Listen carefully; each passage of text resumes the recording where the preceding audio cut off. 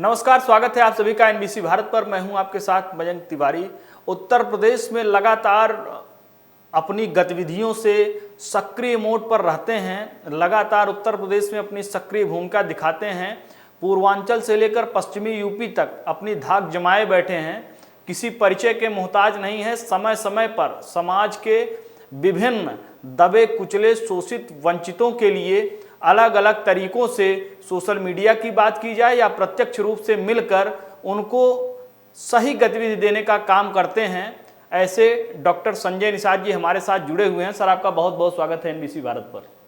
बधाई आपके एनबीसी भारत के टीम को और यहाँ के सभी आपके श्रोताओं को भी। सर, आपसे जानना चाहेंगे, उत्तर प्रदेश कैबिनेट मीटिंग कल होती है, 31 प्रस्ताव सामने आते हैं, 30 प्रस्तावों पर मोहर लगती है। आपके समाज के लिए क्या कुछ होता है उत्तर प्रदेश की कैबिनेट मीटिंग में? देखिए, मैं सौभाग्यशाली हूँ कि कभी त्रेता में भगवान राम ने निषाद राज को गले लगाया था और निषाद राज ने पहला दर्शन ईश्वर के रूप में भगवान राम के अंदर देखा था और उन्होंने अपनी सेना दे के रावण राज खत्म किया था, दुख का राज। हम सौभाग्यशाली हैं कि निषाद राज के वंशज के बेटे को मोदी जी, योगी जी, अमित शाह जी ने गले लगाए। और उसी तरीके से जैसे जब वनवास खत्म हुआ तो राज्याभिषेक हुआ था, तो पहली कैबिनेट बैठक में भगवान राम निषाद राज को बुलाए थे। तब दोनों लोगों ने उस कैबिनेट में पास हुआ था, तब राम राज था। आज के दिन में राम राज का मतलब होता है सुख का राज, मतलब सभी जाति, सभी धर्म, सभी वर्ग के लिए, समाज को हर तबके के लोगों के विकास के लिए, उनकी सुरक्षा के लिए, उनके न्याय के लिए हर तरह का कानून बन जाए और प्रदेश भी और राष्ट्र दोनों विकास हो। तो इसके लिए अभिभावक के रूप में राजनीति है। हमें सौभाग्य है कि माननीय योगी जी ने अपनी टीम में जगह दिया और 18 कैबिनेट में हमारा भी है और हमेशा हर हफ्ते में कैबिनेट होती रहती है और कुछ प्रस्ताव में कुछ नया होता, कुछ पॉलिसी बनती है। क्योंकि विकास नेता से नहीं, नीतियों से होता है। नेतृत्व करने वाले लोग आते हैं, माननीय योगी जी आए, उनके नेतृत्व में उत्तर प्रदेश में बहुत फर्क हुआ। हम भी एक मछुआरों का नेतृत्व करते हैं, उनके लिए भी हमने नीति बनवाई है। पहले भी हमने नीति बनवाई मछुआ कल्याण कोष की। पहले कोई नीति नहीं थी, निषादों को अंग्रेजों ने उजाड़ दिया था कानून बनाकर कि डॉक्टर का बेटा डॉक्टर, इंजीनियर का बेटा इंजीनियर, तो बदमाश का बेटा बदमाश। ये मछुआरे बहुत बदमाश हैं, इनको जन्मजात अपराधी घोषित करो। कानून बना के उजाड़ दिया था और ये दर दर के भटक रहे। लेकिन आज पहली बार है 67 वर्ष में कि आज उत्तर प्रदेश में मंत्रालय अलग हुआ, केंद्र में मंत्रालय अलग हुआ, दिल्ली में मत्स्य मंत्रालय अलग हुआ। पहली बार है कि पहले 67 साल में 3000 करोड़ रुपया था मिला और माननीय मोदी जी ने 6 साल में 39,000 करोड़ रुपया देश के मछुआरों के लिए इसलिए दिया कि मैं पॉलिटिकल गॉडफादर ऑफ फिशरमैन की हमें उपाधि मिली। तो हमें पूरे प्रदेश देश के लोगों ने, तो देश के लोगों के विकास के लिए हम लोगों ने पॉलिसी बनाई।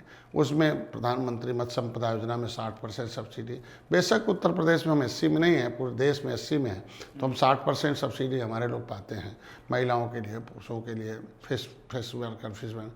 उसमें फ्री सामूहिक दुर्घटना बीमा है, उसमें डिसेबिलिटी होने पर 5 लाख है, 2.5 लाख है, कैजुअलिटी होने 5 लाख है, अब अस्पताल में भर्ती होने पर 25,000 है। उनके लिए कुछ पैसा नहीं था, किसान क्रेडिट कार्ड के रूप में था। तो हमने कहा भाई इनके पास तो खेती बाड़ी है नहीं, नदी में बह गया और अंग्रेज़ों ने ले लिया। तो इनके बाद उन्होंने बिना किसी गारंटी के आधार कार्ड के आधार पर मछुआ क्षेत्र में काम करने वाले हमारे विभाग से फार्म जाता, बैंक में 1,60,000 रुपये, अगर गारंटी है तो 3,20,000। 7% सब उसमें इंटरेस्ट है, 3% केंद्र सरकार से 1 साल के अंदर उनको मिल जाता छूट। 4% जो है वो हम अपने यहाँ मछुआ कल्याण कोष से देने जा रहे हैं। तो पहली बार है कि मछुआ कल्याण कोष की स्थापना उत्तर प्रदेश में की। हमने अपने माननीय योगी जी के कैबिनेट में पास हुआ कि अब निषाद का बेटा स्कूल में जाएगा, गरीब आदमी है, तो उसकी फीस देंगे, उसका हम कोचिंग में भी दे देंगे, उनके बस किताब उनके पढ़ने के लिए हम देंगे। आज के दिन में स्वयं कोई के पास आवास नहीं है, प्रधानमंत्री मत्स्य संपदा योजना, प्रधानमंत्री आवास योजना, मुख्यमंत्री आवास योजना में छूट गया, तो मछुआरा है तो हम उसको आवास भी एकल देंगे।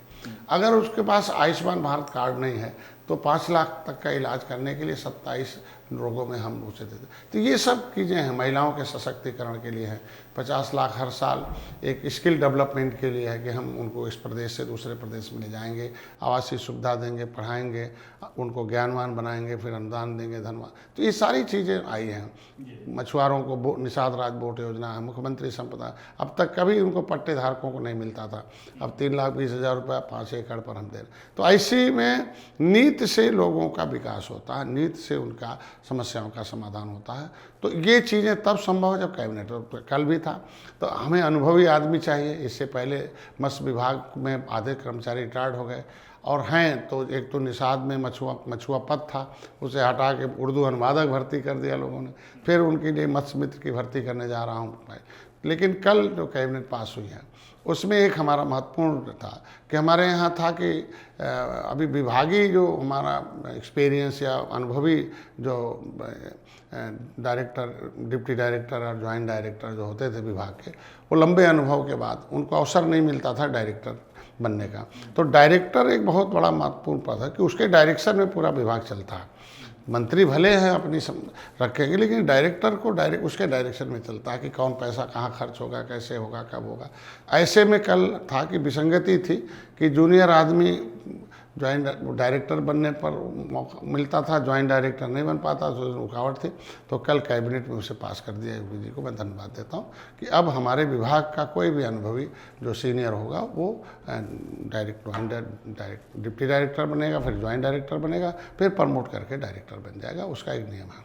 हमने सर एक चीज़ देखी है आपके तमाम सोशल मीडिया प्लेटफॉर्म्स के जरिए, फेसबुक के जरिए, ट्विटर के जरिए, इंस्टाग्राम के जरिए जो निषाद समाज को जोड़ने की एक कवायद करके आप चल रहे हैं।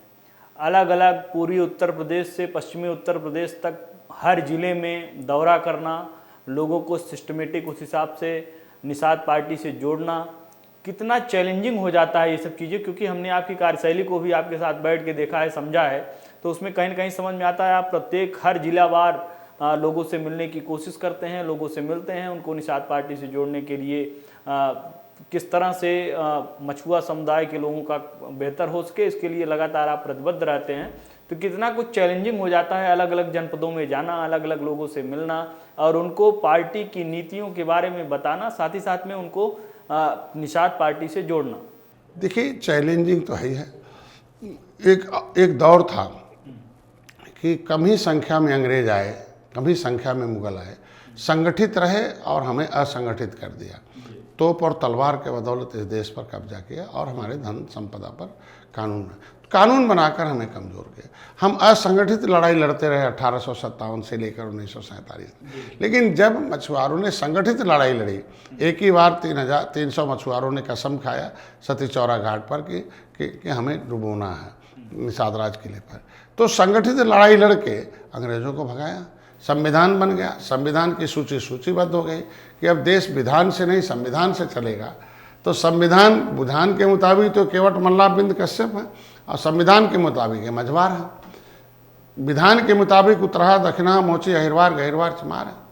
आज के दिन में संविधान के मुताबिक वो लेदरमैन है, वो रजक बरेट, विधान के मुताबिक रजक पेरटा कन्नौजिया है, लेकिन संविधान के मुताबिक वो धोबी है, वासरमैन। तो यहाँ हम वसरमैन, फिशरमैन, लेदरमैन एक कम्युनिटी जो संविधान में आया कि संविधान में तुम्हारा 23% सुरक्षित है, सीट सुरक्षित है, लोकसभा, विधानसभा, विधान परिषद तुम्हारा, तुम कमज़ोर हो लड़ने के नाते, अंग्रेज़ों मुगलों से उजड़े हुए लोग हो, तुम्हारा इतना सुरक्षित है कि तुम हर जगह नहीं लड़ोगे, तुम्हें 23% जगहों पर सुरक्षित है, वहाँ लेदरमैन, वासरमैन, फिशरमैन का बेटा लड़ेगा। पहला MLC हमारे रामचरण निषाद बने थे। आपके यहाँ मछली शहर से आप देखे होंगे कि रामचरित्र निषाद भी मछली शहर सुरक्षित है, मतलब हमारा सुरक्षित है वो, मतलब आरक्षण नहीं है, 23% सुरक्षित है, नौकरी सुरक्षित है, लेदरमैन, वासरमैन, फिशरमैन के लिए ज़मीन सुरक्षित है, इज्जत, पानी, मान सम्मान, स्वाभिमान सुरक्षित है। उसके बाद लोकसभा सुरक्षित है, विधानसभा सुरक्षित है, राज्यसभा सुरक्षित है, ये सुरक्षा है। ये हम सुरक्षित हैं, अंग्रेजों के सेकेंड इंडिया एक्ट में संविधान में सुरक्षित है, 1961 में गिनती हुई सुरक्षित है। लेकिन देश आज़ाद 1947 में हुआ, लेकिन हम आज़ाद हुए 1952 में। 12 अक्टूबर 1871 को क्रिमिनल कास्ट घोषित हुआ, तब से हम जेलों में बंद थे, और 31 अगस्त 1952 को हम बाहर हुए। तब तक तो पहला चुनाव हो गया था 1952 का, इसलिए हमारे लोग जेलों में रहे, हम लोग चुनाव लड़ नहीं पाए, उस सुरक्षा का फ़ायदा नहीं उठा पाए। अंदर अंदर जो लेदरमैन वाशरमैन हो गए और मिल्कमैन भी आ गए उनके साथ। पता चला इन लोगों ने सत्ता आने के लिए पार्टी बनाई। सत्ता सुख देता, सुख शहर में है, शहर नदियों के किनारे, नदियों के किनारे ज़मीन निषादों का, मछुआरों का। तो ये ज़मीन नहीं ले पा रहे थे, छीन नहीं पा रहे थे, तो इनका सुरक्षा छीना। संविधान में लिखा हुआ इनका नाम जो था मझवार को गायब कर दिया फाइल को। यहाँ 74/14/1949 पब्लिक जो SC/ST है, जो संविधान बनने से पहले सभी राज्य सरकारों को मंगाई गई थी, उस फाइल के मुताबिक संविधान में लिखा गया मझवार, गौड़, तुरैया, खरवार, बेलदार, खरोट कोली, 7 नाम, लेदरमैन, वाशरमैन, फिशरमैन, क्राफ्ट्समैन। वो फाइल ही गायब करा दिया और यहाँ हल्ला कर दिया तुम्हें शामिल कराएंगे, शामिल कराएंगे, शामिल कराएंगे। तो अब हमारा समाज भोला भाला शामिल कराने में। अब शिक्षा था, पहले हमारा निषाद जाता था, वजीफ़ा पाता था, वजीफ़ा ला के माँ को देता था, माँ उन्हें पढ़ाती लिखाती थी, और जो है स्कूल भेज के बड़े अधिकारी, तमाम ढेर सारे हमारे अधिकारी बने मझवार सर्टिफिकेट से, मझवार से लड़ते भी थे हमारे वहाँ। ये संविधान छीनने वाला, ये सब जो पार्टियां थीं, जो हमारी सुरक्षा छीनने वाली पार्टियां, कभी हितैषी हो ही नहीं सकती। इसलिए कहते हैं कि इतिहास से प्रेरणा मिलती है। प्रेरणा मतलब हमारा इतिहास कैसा रहा है। इतिहास में हम निषाद राज के वंशज हैं, भगवान राम को पार उतारे। इतिहास में हमारे लोगों ने अंग्रेज़ों को मार कर भगाए। इतिहास कहता है कि कानून बना के उजाड़ा। इतिहास कहता है कि 1931 में हम गिनती हुई सेकेंड इंडिया एक्ट में 80 में, 41 में, 80 में, 51 में, 81 में, 61 में, 80 में, 71, 80, 91 में, ये हमारा नाम 91 में जाके पिछड़ी में डाल दिया। तो ये इतिहास बताता है कि हम सुरक्षित हैं, हमें संविधान से सुरक्षा दी गई है, कानून से सुरक्षित है, देश की व्यवस्था से सुरक्षित है। ये हमारा छीनने वाले हैं, और छीनने वाले कभी हमारे दोस्त नहीं हो सकते। इतिहास से प्रेरणा मिलती है तो प्रेरित करता हूँ इन्हें, और प्रेरणा से जागृति होती है कि कौन दोस्त और कौन दुश्मन है। तो ये छीनने वाले सब दुश्मन। अब दोस्त कौन है? निषाद पार्टी इनका कागज़ खोज के ला रही है, छीनने वालों के खिलाफ मुकदमा लिखा रही है, योगी जी से पत्र लिखा के RGI से फिर से फाइल तैयार कराई है। RGI ने लिख दिया कि केवट मल्ला मझवार हैं, 1961 में गिनती हुई थी। तो जब राष्ट्रपति गिनती कराते हैं, सेंसस मैनुअल गिनती कराता है, तो हमारी गिनती तो 1961 हो ही रही है, लेकिन हमारे पुकारू नामों को केवट मल्ला को पिछड़ी में डाला, गैर संवैधानिक। RGI कहता केवट मल्ला मझवार हैं, और ये बेईमान लोग कहते हैं कि नहीं वो पिछड़ा है। तो आज हमारी गिनती पहले जैसे हो जाए। तो जब इनको बताता हूँ कश्यप, धीवर, केवट मल्ला कि बिंद लोग 1961 में केवट थे, जब कागज़ में केवट थे तो केवट मझवार था, तब अनुसूचित जात का सर्टिफिकेट मिलता था। बिंदही लोग बेलदार लिखते थे, बिंदही लोग मल्ला लिखते थे, तो अब बिंद हो गए। तो हम अपनी जातियों में अंग्रेज़ों को मारने के नाते, छुपने के नाते हम विभिन्न जातियों में बन गए। संविधान में हम मझवार हैं, तुरैया हैं, हमें संविधान में सुरक्षा मिली है। आओ, जिस तरीके से लेदरमैन इकट्ठा हुए उन्हें मिल गया, मिल्कमैन इकट्ठा हुए मिल गया। उन्होंने political godfather of milkman Mulayam Singh को माना, पॉलिटिकल गॉडफादर ऑफ लेदरमैन कांशीराम को माना। तो उनके बताए हुए रास्ते पर अपना संघर्ष किया, अपने वोट को इकट्ठा किया, मिल गया। उसी तरीके से अगर हमें आप लोगों ने पॉलिटिकल गॉडफादर ऑफ फिशरमैन की उपाधि दी हो, तो मेरी जिम्मेदारी बनती है कि हम आपको जगाएं, जगा कर आपको जागृति करें। जागृति मतलब दोस्त कौन है, दुश्मन कौन है। और जैसे जागृत हो जाता है, उसके अंदर एक सोच विकसित होती है कि आखिर हमारा सुरक्षा वो छीन के हीरो है और हमें जीरो बना रहा है। तो एक सोच विकसित होते ही संगठित होते हैं, और संगठित होते ही संगठन में पार्टी देखते हैं कि संगठन किस तरह का संगठन बनाया जाए। एक राजनीतिक दल, एक होता सामाजिक, एक होता धार्मिक, एक होता है आर्थिक। तो ये तो सारा राजनीतिक है। तो राजनीति से समस्याओं का समाधान है, इसलिए राजनीतिक दल में लोग आते हैं। तो संगठन में शक्ति होती है, और शक्ति आते सत्ता में परिवर्तन होता है, और सत्ता से सुख मिलता है।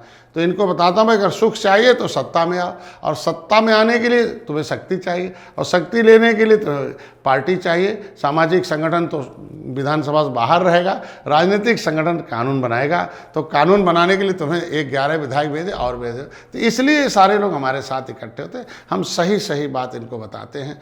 11 किताबें लिख दिया, निषाद वंश, निषादों का इतिहास, निषाद राज, गुरुराज महाराज, श्रृंगेरपुर धाम है, वीर क्लब हैं, भारत का असली मालिक कौन है, और इनका आरक्षण के हकदार सबसे पहले ये लोग हैं। अभी एक नई किताब लिख दी है कि मछुआ SC आरक्षण, संवैधानिक सुरक्षा जो है, ये लोकसभा, विधानसभा, विधान परिषद जो है, ये छीनने वालों का पर्दाफाश। और जो पहल किया है डॉक्टर संजय ने, योगी से लिखवाया, योगी माननीय मुख्यमंत्री ने लिखा, और RGI ने लिख दिया, RGI ने एक्सेप्ट कर लिया, सामाजिक न्याय मंत्री ने कह दिया भाई नहीं, मझवार हमारे यहाँ है, इनको मिलना चाहिए। तो हमारा निर्णय पिछड़ी और राज्यपाल को public service commission 1994 SC ST OBC धारा 13 में पावर है कि कौन OBC में रहेगा, हमारे राज्यपाल ने भी निकाल रखा। तो हमें संवैधानिक सुरक्षा मिलनी चाहिए।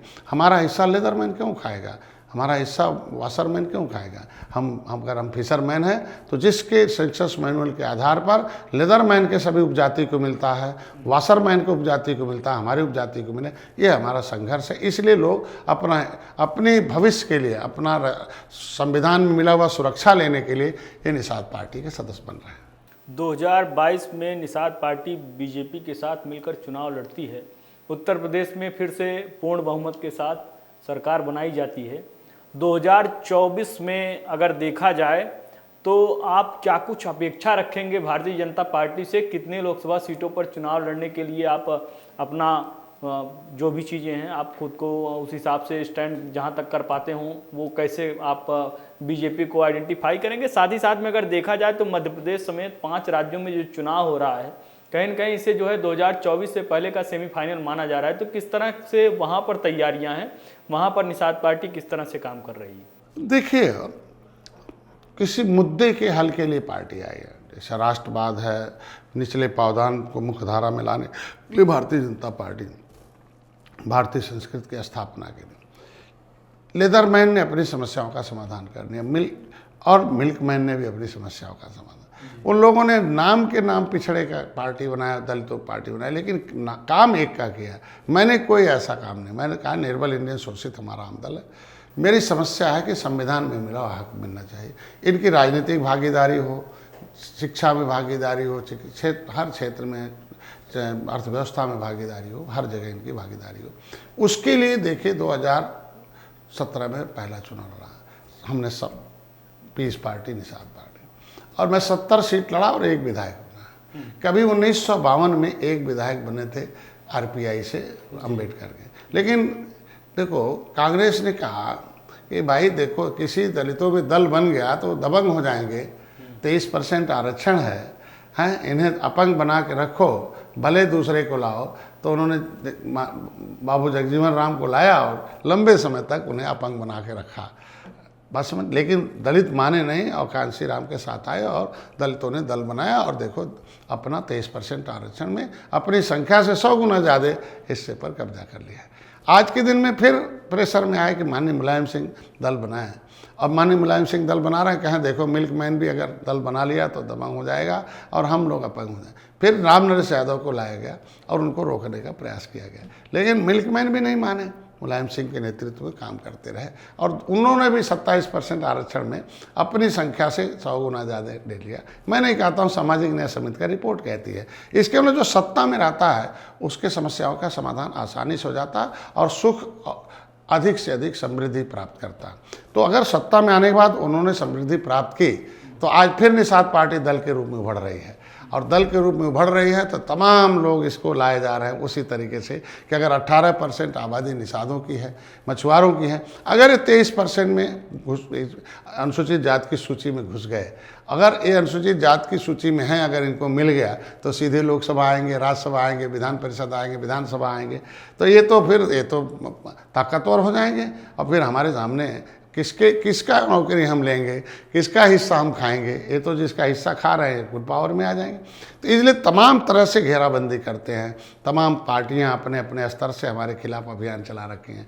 डॉक्टर संजय हैं, परिवार के लोग हैं। अरे यार, परिवार के लोग कफन बांध के निकले हैं। देश में निषादों ने कफन बांध के निकला था तो अंग्रेज़ों को मकार था। मैं तो ये नहीं कहता कि और जाति के लोग नहीं आए होंगे।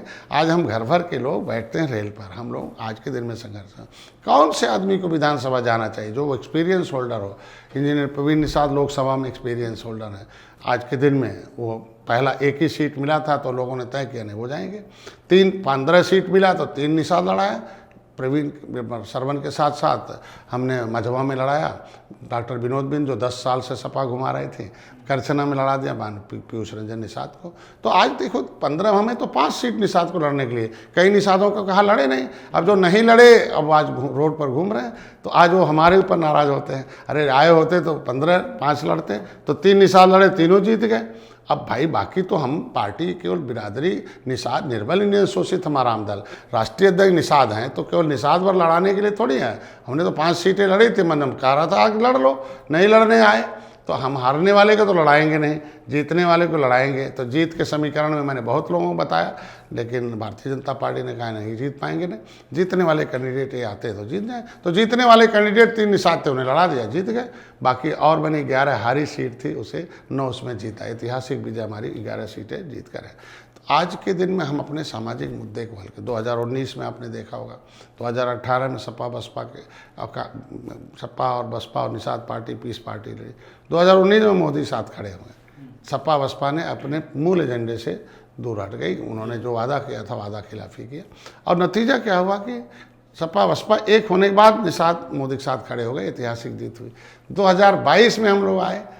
ऐतिहासिक 37 वर्ष में हाथी लाओ, साइकिल लाओ, पंजा, कभी दूसरे का रिपीट नहीं होता था उत्तर प्रदेश में। लेकिन आज देखो दोबारा माननीय योगी जी बैठे हैं हमारे लिए। तो आज 11 सीटें लेके हम लोग हैं। विधान परिषद में मैं खुद हूँ।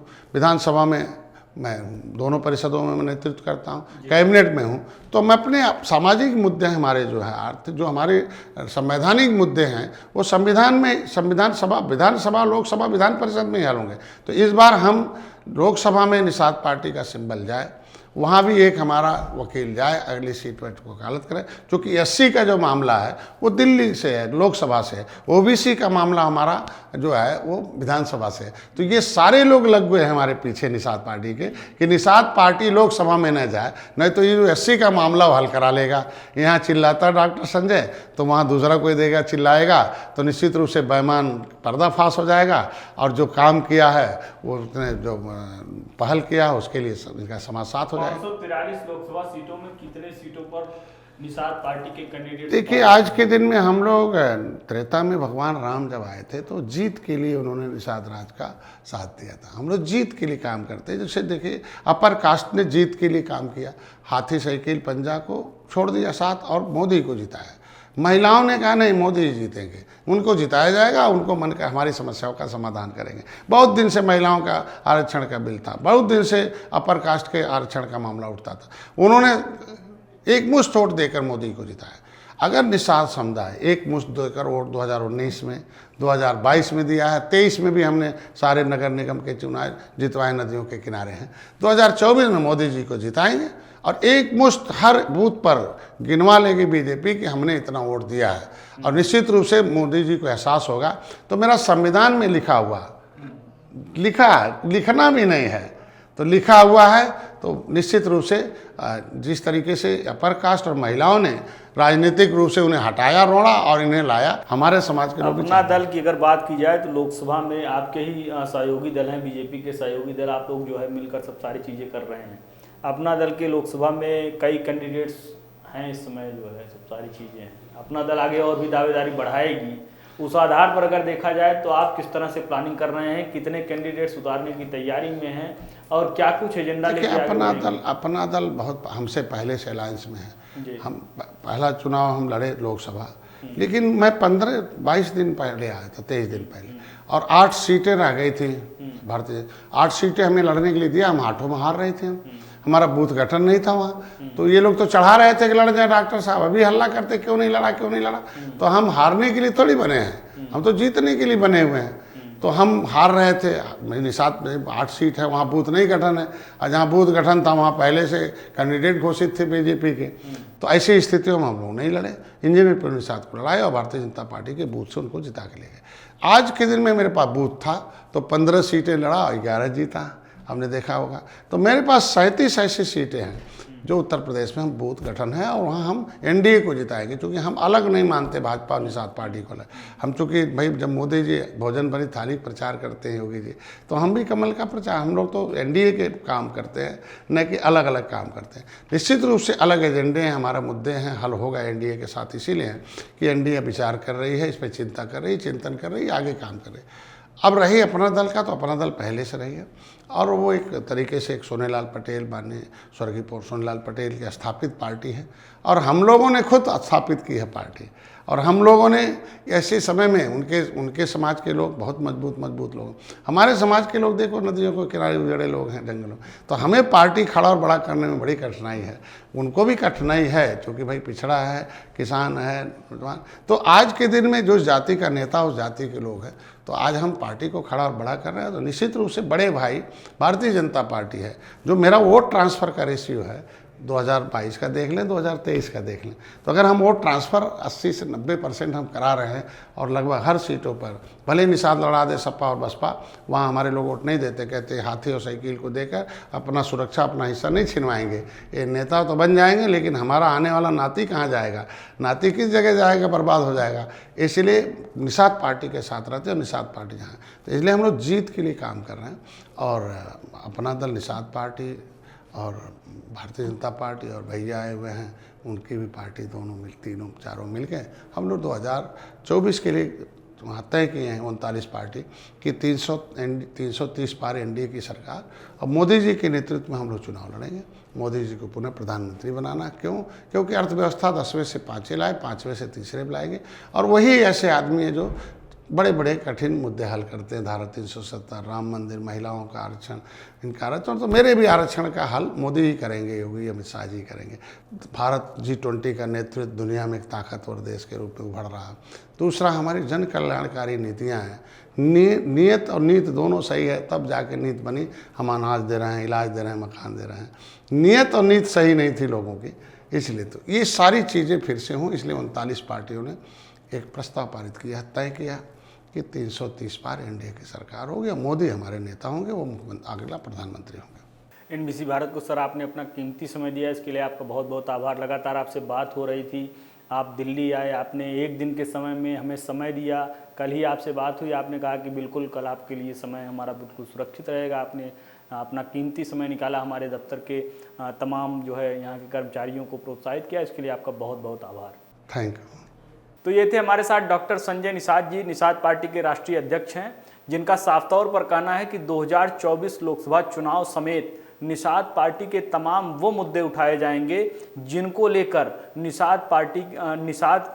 तमाम जो है निषाद समाज से जितने जुड़े हुए लोग हैं उनका उत्थान हो सकेगा। साथ ही साथ में समाज के अन्य वर्गों के लिए भी लगातार ये पूरी प्रतिबद्धता के साथ काम कर रहे हैं। देश दुनिया की तमाम बड़ी खबरों के लिए जुड़ रही है हमारे साथ, देखते रहिए एनबीसी भारत।